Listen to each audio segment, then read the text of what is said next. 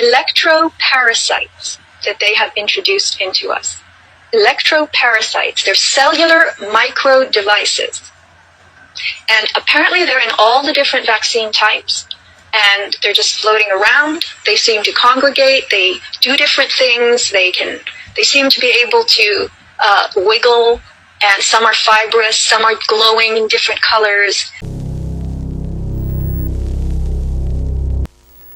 Humanity is under attack by world government and the big tech industry. There's some things going on behind the scenes that the public need to be immediately made aware of. They are releasing nanotechnology in our environment to not only make you sick, but to also control the cells in your body remotely. They are covertly and forcefully merging us with artificial intelligence systems without our knowledge. The nanoparticles in our food, water, and land is smart technology. It lives within inside of your DNA and wreak havoc, while some government operative is controlling the blood cells in your body via Wi-Fi. Electroparasites that they have introduced into us. Electroparasites, they're cellular micro devices. And apparently they're in all the different vaccine types, and they're just floating around. They seem to congregate, they do different things, they seem to be able to wiggle, and some are fibrous, some are glowing in different colors. They're employing properties of what you find in nanotech anyway. And the Morgellons people were finding this in their bodies, and they were suffering extremely. Some of them had giant lesions that let out, I hate to say this because people are going to think I'm crazy, but you can watch my videos on YouTube. They're still up there and all over, from chemtrails to pseudo-life. So the people were issuing from their bodies, in some cases, bits of bark, twigs, leaves. These were life forms that the bodies were making from this assembling material. Well, let me just say a couple of things here, Sophia, as we continue this incredible conversation about what's happening to humanity, this anti-human terroristic plot to destroy humanity and to make people transhuman. My friend Firemedic 8, whose video is there at the top of the phaser.com as we're having this conversation, in a different video, he likes to study all sorts of different things, you know, what's in the air, what's in the water. He put out a dish, and then the next day he took a look at what was in the rainwater, and he found these Morgellons-like structures in rainwater. I don't want to startle anyone, but it really does seem like these things are kind of everywhere. Microwave radiation pulsing through our urban world today could very well be the newest phase of a giant experiment. With the signing of the Atomic Energy Act in 1946, the Manhattan Project became the Atomic Energy Commission, which created the Joint Committee on Atomic Energy. This was an independent, all-powerful congressional entity, the most powerful secret committee in modern history, free from oversight and with legislative authority. It was done away with in 1977, the same year the Atomic Energy Commission was renamed the Department of Energy. Today, the Department of Energy is known as the Department of Energy and Environmental Protection, DEEP, D-E-E-P. Its ostensible focus, exploring production of energy for the welfare of the planet and protection of the environment, when the environment is really being taken apart and changed. Life as you know it is about to change. As they expand these quantum computing data centers integrated with super AI, the world would become a digital prison where we are under surveillance 24/7 by advanced quantum artificial intelligence systems that can literally take command of every cell in your body by embedding itself into the genetic makeup of your DNA. You would officially become the property of Big Brother world government and big tech companies. Marburg is not particularly contagious, but it has an extraordinarily high rate of fatality, and we know the mechanism by which this will be released, and that is inside of these shots that people already received, inside the lipid nanoparticles, the hydrogel, there exists pathogens inside of the particles that have not yet opened.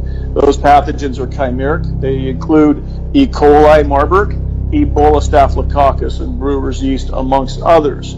We know that upon the broadcast from the 5G system that is now employed across the United States, the world for that matter, when they broadcast an 18 gigahertz signal for 1 minute, 3 different times as a pulse, it will cause those lipid nanoparticles to swell and release these pathogenic contents, thereby causing a Marburg epidemic. But from a documentary point of view and self-legal help, Vax Choice, VAXXchoice.com. There's a full repository of everything that we're talking about is there, and other things. Self-help legal documents, and if you sign up, you can get a daily update. There's no donation button. There's no nothing. We just put this out for people's benefit. Separately, there's truthforhealth.org. Dr. Lee Vliet is in charge of that, and she's put out a Marburg fact sheet along with some things that we can do to try and stop what's coming. This will never be talked about on the mainstream media because it's a shadow government operation, which means even if the general public came across this information, they wouldn't believe it, because we are all programmed to believe that if it doesn't appear on CNN, MSNBC, or Fox, then it can't be true. And that's how they've been able to accomplish their goal right out in the open, because most people wouldn't believe it, even if they seen it with their own eyes. Article in Popular Mechanics from January of 2023. Scientists want to use people as antennas to power 6G. I'll just read the article. We don't know exactly how 6G wireless technology is going to work, but researchers at the University of Massachusetts Amherst believe using humans as antennas to power 6G may be the most viable way to harvest additional energy that would otherwise get wasted. In the always present effort to speed up informational exchange, scientists have already started investigating visible light communication, VLC, basically a wireless version of fiber optics that uses flashes of light to transmit information. Adding VLC to 6G spurred the UMass Amherst team to dig even deeper. First, some background on 6G. As a refresher, 5G, what is considered the fifth and most recent generation of cellular broadband networks, is still in its infancy. True 5G networks operate in millimeter wave frequency between 30 and 300 gigahertz, which are 10 to 100 times higher frequency than previous 4G cellular network. Some cell phone providers cheat, however, by claiming the upper end of the 4G spectrum as 5G. The definition of these cellular generations are defined by a global partnership known as 3GPP. Given the history of the never-ending march of technology, it's inevitable that 5G will be replaced by a new network in the future. It just isn't entirely clear what 6G will be. In the meantime, in the new study, the UMass Amherst scientists found that humans can play a crucial role in making VLC more efficient by using their bodies as a carrier for coiled copper to catch waste energy from VLC. Lead study author, I don't know how to say his name, UMass Amherst professor of information and computer sciences, explains. VLC is quite simple and interesting. Instead of using radio signals to send information wirelessly, it uses the light from LEDs that can turn on and off up to 1 million times per second. LEDs bulbs can then transmit data, and anything with a camera, like our smartphones, tablets, or laptops, could be the receiver, Zhang says. The downside of VLC comes from a high rate of leakage of energy with the emitting of side-channel radio wave signals. The researchers believe that if they can harvest the wasted radio frequency energy, they can put it to good use by powering small electronic devices. After experimenting with wires, coils, and backgrounds, the scientists realized the human body offers the best medium, up to 10 times better than any other setting tested, for amplifying a copper coil's ability to collect leaked RF energy. They then built the bracelet, an inexpensive gadget that is meant to be worn on the forearm, but can adapt into a ring, belt, or necklace to harvest lost energy. The coiled copper bracelet can reach up to microwatts, enough to support on-body health monitoring sensors, which require little power to work, the team says. Okay, there's a little more, but that's 6G, we're antennas, I guess. The tech is even more advanced than we thought.